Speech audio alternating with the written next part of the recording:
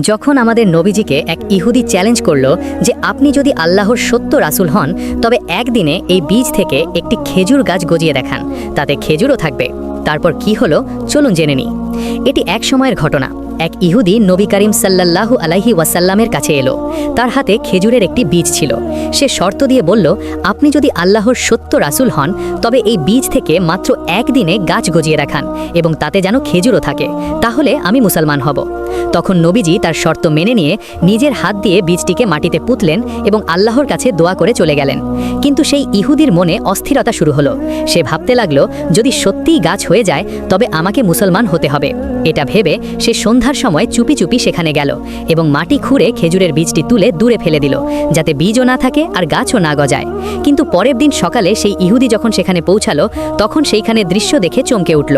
সে দেখল সেখানে খেজুরের একটি বিশাল গাছ দাঁড়িয়ে আছে এবং তাতে তাজা খেজুরও ধরে আছে।